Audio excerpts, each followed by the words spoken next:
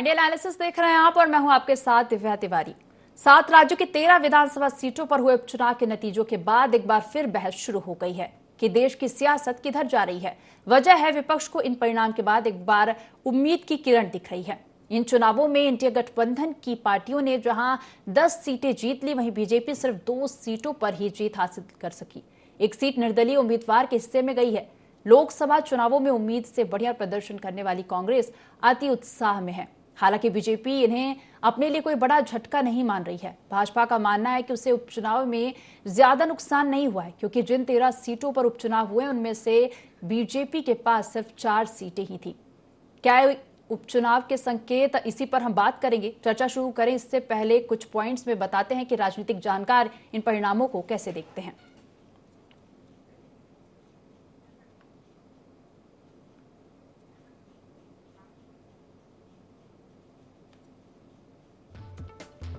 उपचुनाव के संकेत। विपक्ष ये साबित करने में कामयाब रहा कि सरकार खास नहीं कर रही। कृषि कानूनों की वापसी के बाद भी किसान संतुष्ट नहीं।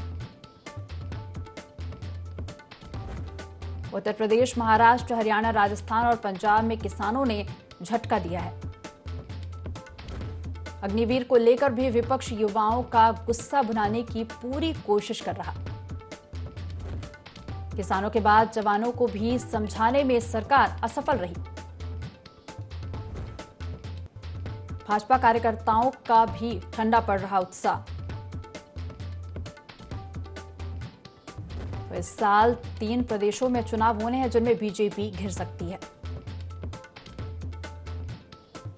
महाराष्ट्र, हरियाणा और झारखंड में इस साल होनी है वोटिंग।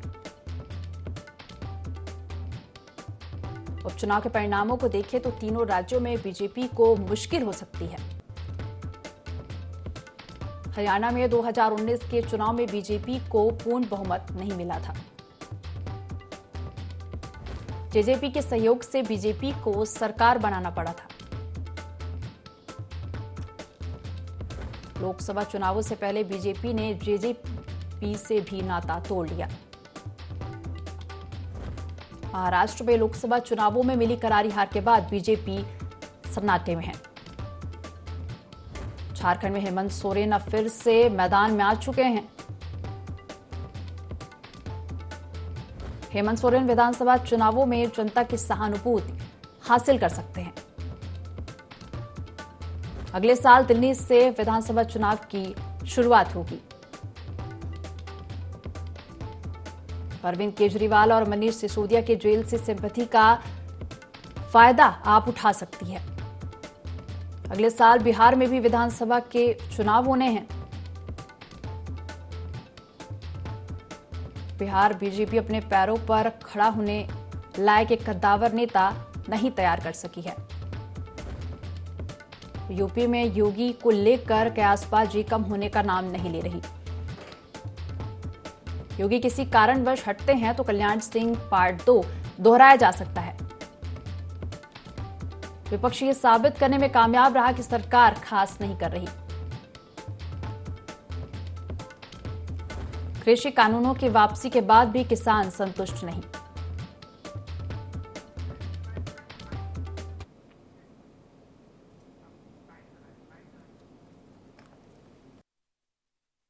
राज्यों में हुए उपचुनाव के नतीजे बेहद शानदार हैं।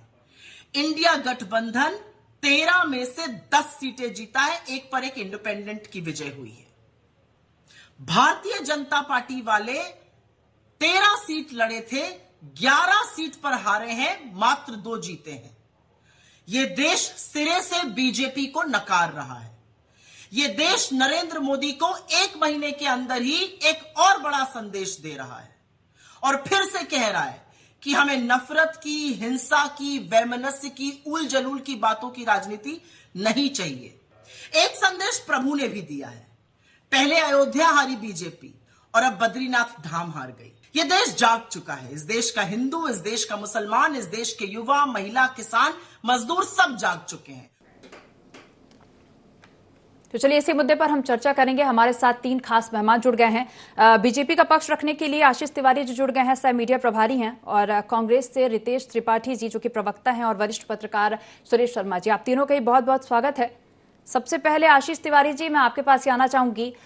उपचुनाव हुए हैं हाल ही में 7 राज्यों के 13 सीटों पर, और नतीजों की अगर बात की जाए तो बीजेपी के खाते में 2 ही सीट गई है। तो किस तरह से देखते हैं नतीजों को? देखिए, भारतीय जनता पार्टी को सारे देश के अंदर आपने देखा कि लोकसभा चुनाव के पहले भी भारतीय जनता पार्टी का माहौल रहा। भारतीय जनता पार्टी को उन राज्यों में भी सीटें मिली हैं जिन राज्यों में कभी उनका खाता नहीं खुलता था, परंतु आज जो लगातार देश के अंदर कांग्रेस के द्वारा माहौल बनाया गया, कहीं आरक्षण को लेकर, कहीं संविधान के परिवर्तन को लेकर, कि संविधान बदलने की बात कर रही है भाजपा, इस प्रकार की बातें कहकर झूठे अनगढ़ आरोप लगाकर कांग्रेस के द्वारा जो जनता के बीच में भ्रम फैलाया गया, उसका कहीं ना कहीं जनता के बीच में असर हुआ है, इस बात को मानना पड़ेगा। परंतु दूसरी बात यह है कि आज देश के अंदर आज भी भारतीय जनता पार्टी के प्रति लोगों का प्रेम है, और भारतीय जनता पार्टी को लोगों ने जो प्रेम दिया, यही कारण है कि आज नरेंद्र मोदी जी एक बार फिर देश के प्रधानमंत्री बने। तो एक और सारे देश के अंदर भाजपा का माहौल है, वहीं दूसरी तरफ मध्य प्रदेश की बात देखी जाए तो मध्य प्रदेश के अंदर भी आपने देखा कि हमने लोकसभा के चुनाव में लगातार सीटें प्राप्त की और 29 की 29 सीटें आई। तो वहीं दूसरी तरफ जब हम उपचुनाव में गए तो अभी हमने उपचुनाव भी जीता है। तो लगातार लोगों का रुझान भारतीय जनता पार्टी की ओर है, और कांग्रेस के भी बहुत से नेता लगातार कांग्रेस को छोड़कर भारतीय जनता पार्टी की ओर आकर्षित हैं। उसका मूल कारण है कांग्रेस के अंदर नेतृत्व का अभाव है, और नेतृत्व के अभाव के कारण लोग वहां रहना नहीं चाहते। मध्य प्रदेश के अलावा अगर अन्य राज्यों की बात की जाए तो अन्य राज्यों में जो अभी उपचुनाव हुए हैं हाल ही में, उन अन्य राज्यों की अगर बात की जाए तो सिर्फ 2 ही सीट आपके हाथ लगी है उपचुनाव में। देखिए, जब चुनाव होते हैं तो चुनाव में विभिन्न प्रकार की परिस्थितियां होती हैं। हर जगह की अपनी एक जलवायु होती है चुनाव की, कि उसमें कहीं पर जाति समीकरण देखे जाते हैं, तो कई बार प्रत्याशी चयन को लेकर भी चीजें बदलती हैं और परिस्थितियां भी बदलती हैं। क्योंकि जब चुनाव हो रहा होता है तो उस समय कार्यकर्ता का एक अलग उत्साह होता है, और जब उपचुनाव होता है तो उसका एक अलग उत्साह होता है। दोनों ही परिस्थितियों में देखना चाहिए कि राजनीतिक परिस्थितियां दोनों जगह पे बदलती हैं। तो विभिन्न कारण होते हैं जिनके कारण कई बार हम चुनाव हारे भी हैं और कई बार हम चुनाव जीते भी हैं। तो हमारा ये मानना है कि विकास भारतीय जनता पार्टी की मूल आस्था है, और विकास के आधार पर ही लगातार वह प्रयास करता है कि विकास के साथ में हम आगे बढ़ें, और लगातार हम आगे बढ़ रहे हैं। चलिए, वरिष्ठ पत्रकार जी सुरेश शर्मा जी, आपका रुख करेंगे।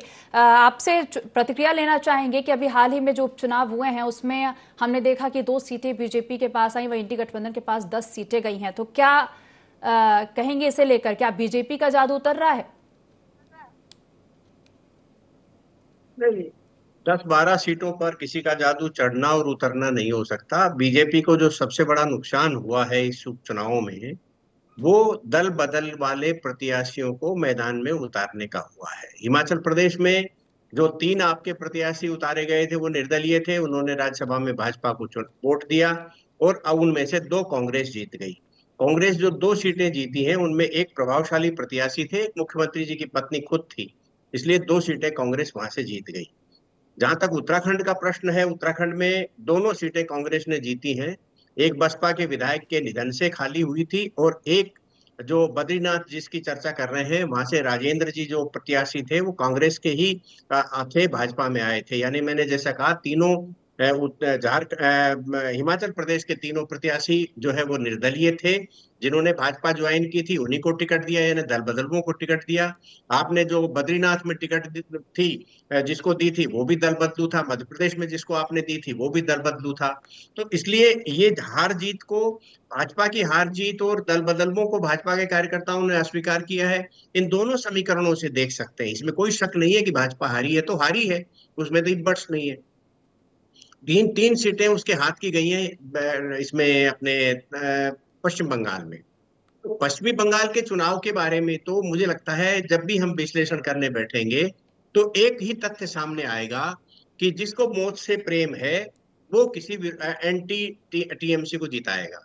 तो वहां तो जीतने का कोई कारण ही नहीं बनता। वहां तो न कांग्रेस जीत पाती, न वामपंथी जीत पाते, न भाजपा जीत पाएगी, क्योंकि चुनाव परिणाम के बाद जो हिंसा होती है वहां, उस हिंसा के डर के मारे वहां कोई भी चुनाव में, रूप चुनाव में टीएमसी के बाहर नहीं जा सकता। आप एक चीज को गौर करिए, पॉलिटिकल बात कह रहा हूं ये मैं, कि जब पश्चिमी बंगाल में ममता बनर्जी शुरू हुई, पावर में आने लगी, जनता ने उन्हें स्वीकार करना चालू किया, तो वही हिंसा की प्रवृत्ति जो वामपंथी चलाते थे, उस जिसके दम पे जीतते थे, वही दम उन्होंने लिया। वहां कोई भी दल तभी आ सकता है पश्चिम बंगाल में जो हिंसा को प्रमोट करने की ताकत रखता हो, अपने कार्यकर्ताओं को और मतदाताओं को हिंसा से बचाने की ताकत रखता हो, वही व्यक्ति जीत सकता है। इसलिए वहां की जीत हार का मैं व्यक्तिगत कह रहा हूं, ये मैं कोई मतलब नहीं मानता। ये बात फैक्ट है कि भाजपा हारी है और कांग्रेस को 4 सीटें मिली हैं। सबसे बड़ा कांग्रेस का पक्ष जो जाता है वो उत्तराखंड में भाजपा की सरकार होते हुए 2 सीट जीतना, और हिमाचल प्रदेश में राज्यसभा के समय जो वातावरण एंटी कांग्रेस करके सरकार गिराने का प्रयास हुआ था, उसको वापस जो है बचाए रखना, 40 सीटें फिर से बना ले जाना, निश्चित रूप से कांग्रेस की ताकत है हिमाचल प्रदेश की है। और ये कहना पड़ेगा, भाजपा यदि दल बदलुओं के बारे में अपनी समीक्षा नहीं करेगी तो कार्यकर्ताओं के बीच में वो अविश्वसनीय होगी, ये तो मानना ही पड़ेगा। जी, चलिए प्रतिक्रिया ले लेते हैं रितेश जी से। रितेश जी, क्या कहना चाहेंगे? हालांकि कोई खास उपलब्धि हासिल नहीं हुई है, क्योंकि बीजेपी का ही कहना है कि 13 सीट जिन पर उपचुनाव हुए उनमें से बीजेपी के पास सिर्फ 4 सीटें थी, तो ऐसा कोई बहुत बड़ा नुकसान नहीं हुआ है। तो ऐसा नहीं लग रहा है आपको कि कांग्रेस को ज्यादा ही उत्साहित हो रही है? इंडिया टीवी के इंडिया 24 के सभी दर्शकों को मैं नमस्कार करता हूँ। आप तक मेरी आवाज आ रही है? जी। निश्चरहीन करहूं मैं, कुछ उठाए प्रणकीन, सकल मुनिन के आश्रम, जाय जाय दुख सुख दीन। अर्थात भगवान राम ने इस बात को स्पष्ट कहा था कि जो मेरे नाम का भ्रम फैलाते हैं और जो अहंकार में डूबे हुए हैं, समय आने पर मैं देश की विभिन्न जगहों पर जाकर हर आश्रम में पहुंचकर उनके अहंकार का नाश करूंगा। इस बात से मैं आपकी पूर्णतः सहमत हूं कि 4 सीटें भारतीय जनता पार्टी के पास था, पर कहीं न कहीं इस 4 को 14 करने की कवायद के चक्कर में ये चुनाव हुआ और पूरे देश का लाखों करोड़ों रुपए पैसे की बर्बादी हुई। तो सुरेश जी कह रहे थे कि भारतीय जनता पार्टी मानती है कि वहां पर हिंसा का माहौल है, तो मैं पूछना चाहता हूं, केंद्र में भारतीय जनता पार्टी की सरकार है, वो वहां पर राष्ट्रपति शासन लगा सकते हैं। रही बात दल बदलुओं की, तो भारतीय जनता पार्टी को दल बदलुओं पर विचार नहीं करना पड़ेगा। भारतीय जनता पार्टी को अपनी कार्यशैली पर, अपनी विचारधारा पर पुनः कार्य करने की आवश्यकता है कि वो किस सिद्धांत और किस सोच के साथ आगे बढ़ते हैं। जो देश में भ्रम का, राजनीतिक उठापटक का और एक राजनीतिक सिद्धांतहीनता का उन्होंने माहौल बनाया है, इसने पूरे लोकतंत्र को शर्मसार कर दिया है। ये विकास की बात करते हैं और आपने देखा पूरे देश में इनके विकास का ढोल पिट गया है। अयोध्या, चित्रकूट, प्रयागराज, कोवट, नासिक, रामेश्वर और बद्रीनाथ, इन सभी राम से जुड़े हुए सभी क्षेत्रों में, सभी जो जहां पर धर्म के आश्रम थे, सभी पर भारतीय जनता पार्टी का सफाया हो गया है। और उपचुनाव में आपने देखा कि किस तरह से किसानों ने, युवाओं ने, महिलाओं ने और हमारे नीट से जो परीक्षार्थी थे, जो अभ्यर्थी थे, सभी देश की जनता ने एकजुट होकर, कांग्रेस ने सीटें नहीं जीती, 140 करोड़ देशवासियों ने भारतीय जनता पार्टी को उसके अहंकार को ध्वस्त करने का काम किया है। शायद यही कारण है कि भारतीय जनता पार्टी के काबिल प्रवक्ता यहाँ पर कोई जवाब नहीं दे पा रहे हैं और अपनी खामियां मान रहे हैं। इनकी बात में इस बात को स्पष्ट है कि भारतीय जनता पार्टी के अंदर इस बात का एक क्षोभ है, दर्द है और दुख है कि हमने पिछले 1 दशक में देश के साथ सिर्फ धोखा किया है और मात्र सत्ता पाने के लिए, सत्ता की लोलुपता के कारण अपने सिद्धांतों से समझौता किया है। आज देश में पिछले 1 दशक में 1 लाख से अधिक किसानों ने आत्महत्या कर ली है। देश में नीट जैसे संवेदनशील एग्जाम्स में धांधलेबाजी हो रही है और सरकार कुछ नहीं करना चाहती। सरकार सिर्फ विधायकों, सांसदों को खरीद कर विपक्षी दलों को खत्म करना चाहती है। तो भारतीय जनता पार्टी का यह हश्र आज नहीं तो कल होना ही था और आने वाले चुनाव में भारतीय जनता पार्टी की दुर्गति इसी तरह रहेगी। और जिन सीटों पर अभी मेरे पत्रकार साथी कह रहे थे कि वहां पर हिमाचल प्रदेश में मुख्यमंत्री जी की पत्नी चुनाव जीत गई और कई जगह भारतीय जनता पार्टी कहती है कि मुसलमान सीट है, मंगलौर वहां की एक सीट है, तो मैं कहता हूं मंगलौर में चलिए मान लिए कुछ मुसलमान हो सकते हैं अगर ये बात करते हैं, पर बद्रीनाथ में तो 98% हिंदू है, तो हिंदुओं ने आपको असलियत दिखा दी। तो जो भगवान राम की बात करते थे, आज भगवान राम ने उनका अहंकार तोड़ दिया है और आने वाले समय से देश की सत्ता से भी इनको जनता बेदखल करेगी और ये समय आ गया जब इनको अपने अहंकार पर पुनर्विचार करना पड़ेगा और देश के लोकतंत्र के साथ खिलवाड़ बंद करना पड़ेगा, ऐसा नहीं। चलिए आशीष जी से प्रतिक्रिया ले लेते हैं। आशीष जी, क्या कहेंगे? बद्रीनाथ उपचुनाव को लेकर एक मुद्दा रितेश जी ने उठाया है। उनका कहना है कि हिंदुत्व का एजेंडा जो है वहां फ्लॉप हो रहा है। क्या कहेंगे इसे लेकर? देखिए, हिंदुत्व को लेकर भारतीय जनता पार्टी 2 सीटों से आगे बढ़ी थी और हिंदुत्व का विषय पार्टी की विचारधारा था।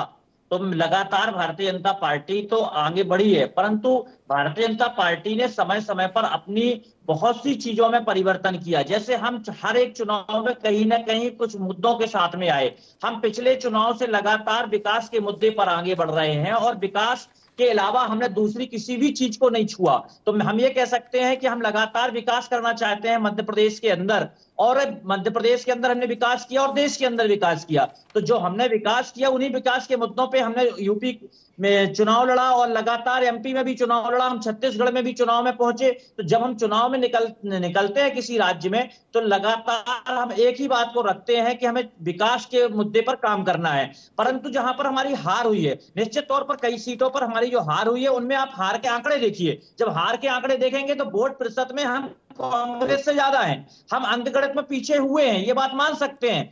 साथ ही साथ एक बात और ध्यान में आती है कि जिन सीटों पे हम हारे हैं तो उन सीटों में हमारा मत का अंतर कितना है। तो मत का अंतर जब हम देखते हैं तो बहुत कम मत के अंतर से हम हारे हैं। और साथ ही साथ जो हमने सीटें खोई हैं, उन सीटों की भी जब हम समीक्षा करते हैं तो हम देखते हैं कि वहां पर कहीं ना कहीं कुछ लोकल के मुद्दे थे जिन मुद्दों के कारण हम प्रभावित हुए हैं। और मुझे ऐसा विश्वास है कि हम अपनी हार की भी समीक्षा करते हैं और उस समीक्षा के आधार पर निश्चित तौर पर आने वाले समय में भारतीय जनता पार्टी अपने जो काम करने के तरीका है उस तरीके में और तेजी लाएगी और निश्चित तौर पर भारतीय जनता पार्टी की अभी आने वाले जो चुनाव है, उपचुनाव है, उनमें भी विजय प्राप्त होगी। लेकिन आशीष जी, जो ये कांग्रेस ने नैरेटिव सेट किया है बेरोजगारी को लेकर कि बेरोजगार के मोर्चे पर बीजेपी कुछ नहीं कर रही है, ये एक जो नैरेटिव सेट करके रखा है कांग्रेस ने, इसका भी क्या लग रहा है, इस पर इफेक्ट पड़ा है?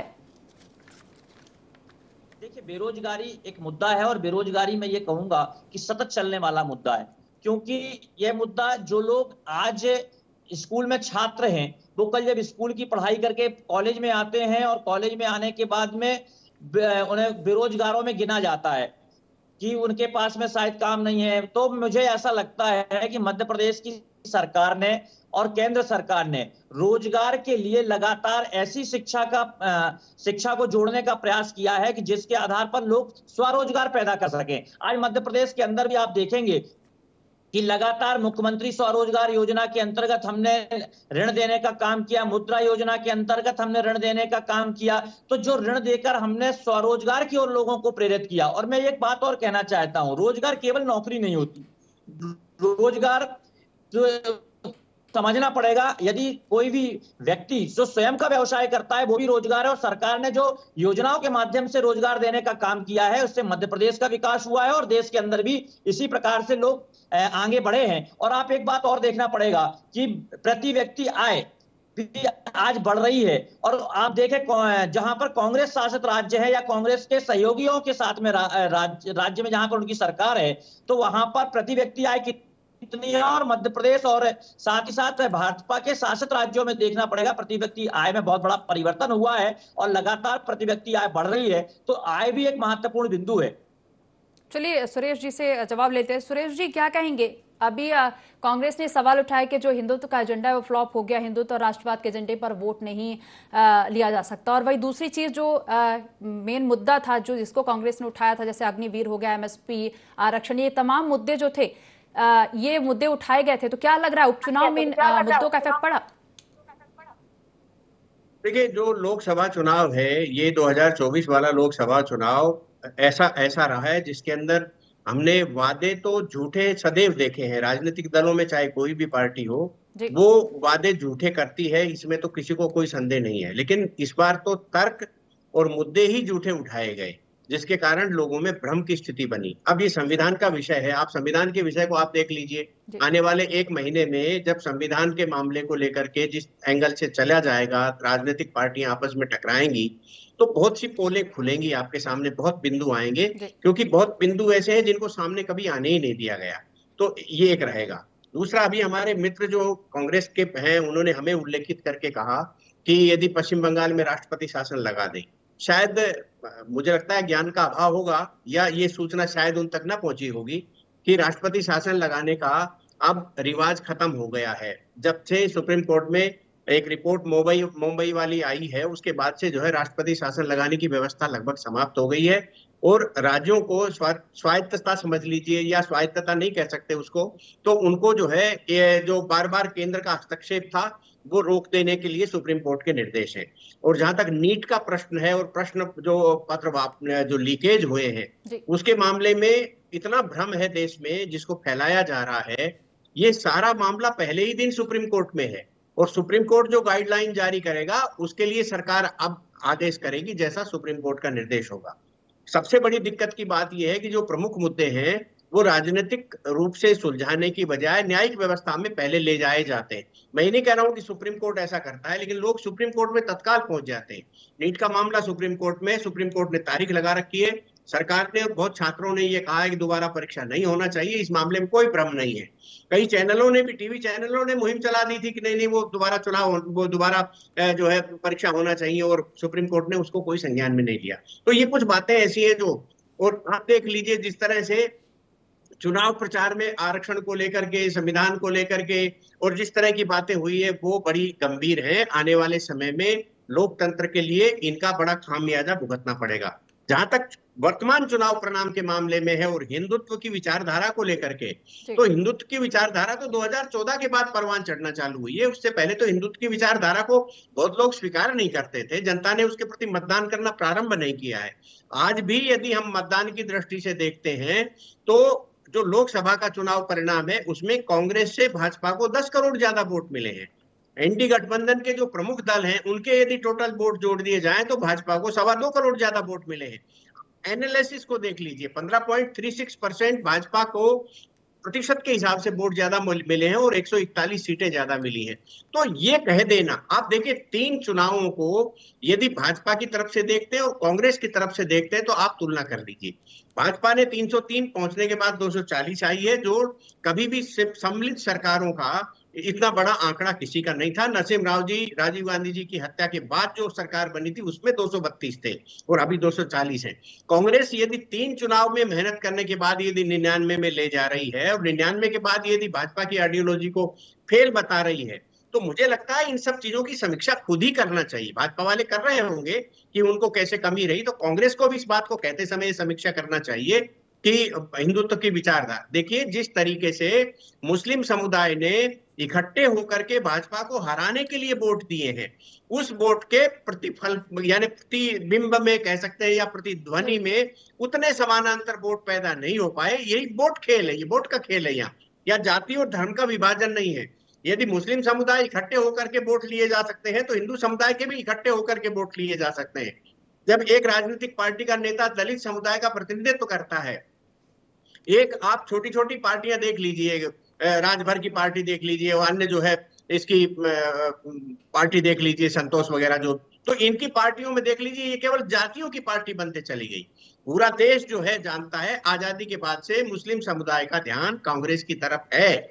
वो जो कांग्रेस की तरफ मुस्लिम समुदाय का है उसकी प्रतिक्रिया में हिंदू समाज ने लेकिन वाकई अगर देखा जाए तो कांग्रेस को समीक्षा करने की जरूरत है। और रितेश जी, आपसे मैं जवाब लेना चाहूंगी। रितेश जी क्या कहना चाहेंगे? हालांकि मध्य प्रदेश की अगर बात की जाए तो मध्य प्रदेश में हम साफ देख पा रहे हैं कि कांग्रेस उठ खड़ी नहीं हो पा रही है।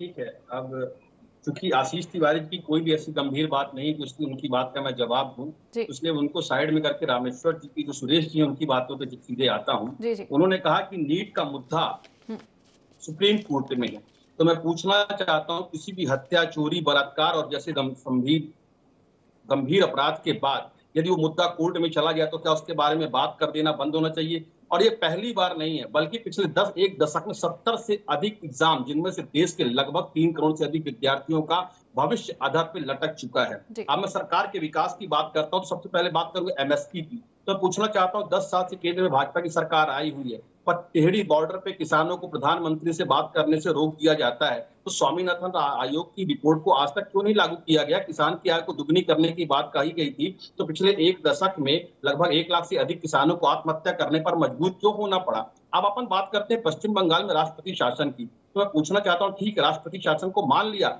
आपने दिल्ली सरकार के 3 मंत्रियों को जेल में डाल रखा है, वहां के मुख्यमंत्री की सेहत में 10 किलो का वजन कर घट गया है, परंतु कभी ईडी तो कभी सीबीआई उन्हें जबरदस्ती जेल में बंद कर रही है। ये लोकतंत्र में चुने हुए जनप्रतिनिधि की हत्या करने के समान है कि उसके जो अधिकार जनता को दिए गए हैं उनको उससे वंचित करने का अधिकार है। दूसरी तरफ आपने देखा कि आप भारतीय जनता पार्टी आदिवासियों की बात करती है, झारखंड के मुख्यमंत्री को किस जुर्म में जेल में डाला गया और फिर किस जुर्म के बाद लोकसभा के बाद वापस आ गए। आपने इसी तरह कर्नाटक में किया, आपने यही हाल महाराष्ट्र की सरकार को गिराने किया, आपने यही हाल मध्य प्रदेश में किया। आप निरंतर राज्य की सरकारों के साथ खिलवाड़ कर रहे हैं और वो खिलवाड़ तब तक चलता है जब तक वहां के 8 से 10 विधायक टूटकर भारतीय जनता पार्टी की सदस्यता नहीं लेती। इसलिए चाहे किसान का मुद्दा हो, चाहे नौजवान का मुद्दा हो, चाहे अग्निवीर का मुद्दा हो, चाहे महिलाओं की सुरक्षा का मुद्दा हो, और किसान को अगर एमएसपी की बात जी देखा जाए तो कई ऐसे सदन में मुद्दे आप हैं नहीं जिन दे पर चर्चा सकते होनी हैं। चाहिए। तो फिलहाल मैं समय की कमी के चलते हम इस चर्चा को यही रोकना चाहेंगे। आप तीनों ही मेहमानों का जुड़ने के लिए बहुत बहुत धन्यवाद। तो 7 राज्यों की 13 विधानसभा सीटों पर हुए उपचुनाव के नतीजों के बाद एक बार फिर बहस शुरू हो गई और देश की सियासत किधर जा रही है, वजह है विपक्ष को इन परिणाम के बाद एक बार फिर उम्मीद की किरण दिख रही है। फिलहाल IND एनालिसिस में इतना ही। आप देखते रहे IND 24। नमस्कार।